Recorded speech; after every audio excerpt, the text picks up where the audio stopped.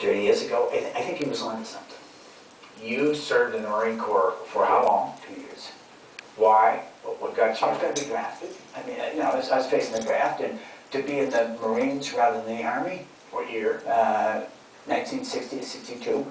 What impact did serving in the Marines have on you? The Marines did a lot more for me than I did for the Marine Corps. I mean, I think Marine Corps values are admirable. I mean, they're incredibly egalitarian. Even though I'd been to college, but I came from, I guess you could say, not a cloistered background, but I mean, one that was not as wide-ranging in its probably ethnic and racial exposure. The first time I ever slept in the same quarters with African Americans, or took orders as a regular course from African Americans, was at Parris Island, South Carolina, Marine Corps boot camp. And the only reason I did that was because the President of the United States, named Harry Truman, said, then the final analysis, it was unacceptable and literally un-American to ask people to fight and die for their country,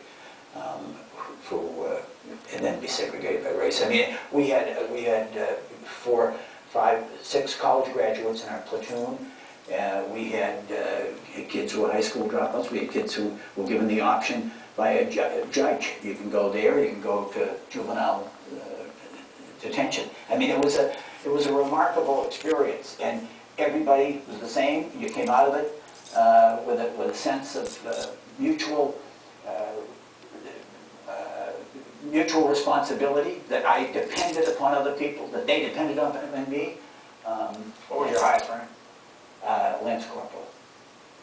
So you never wanted to be an officer? I didn't, no. They did approach me at one point about whether I was interested in it, but I was interested, quite honestly, in serving and fulfilling that responsibility. Returning to civilian life. We're going to go back to another one thing. Your appearances here was on the same show in July 22nd, 1982. You're talking about the Washington Post. I want to get into a little bit of your experience there and what's going on with that. The Post is a very, very influential voice in the nation's market. We have the most important, certainly political city in the country, Washington, D.C. And the Post has been the dominant voice in that city for a long time.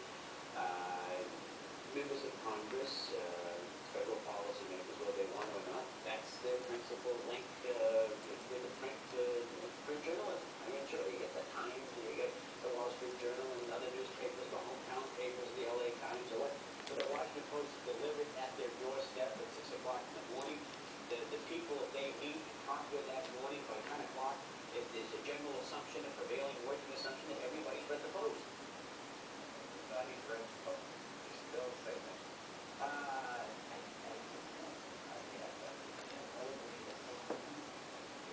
They may very well have glanced at the website. I was looking at an aggregator, and it was a Post story that directed in that way. How long did you work for the Post? I worked for the Post from 1979 Why did you leave? I left because I think, how I happened to go there. It was kind of fascinating. Meg Greenfield, I'd written a piece or a couple of pieces on that case. I hadn't been in journalism, I was in politics. And she approached me and said, would you like to write photos for the Washington Post? And I, you know, not knowing anything, I said, yeah, but those are unsigned. I get some people satisfaction, which is okay for me to once a week call. So I did that. But 1972 campaign, 1980 covered the whole campaign, which was great. It was Ronald Reagan against Jimmy Carter. And 1981, I'm not an employee. I've been on my own, essentially,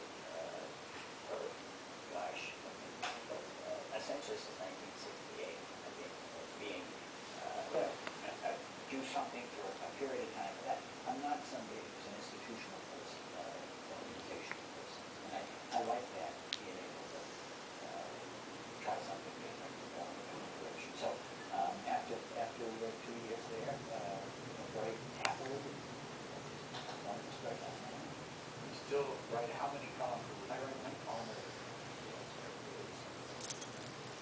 So you've spent a lot of time around politicians, and I want to ask you kind of the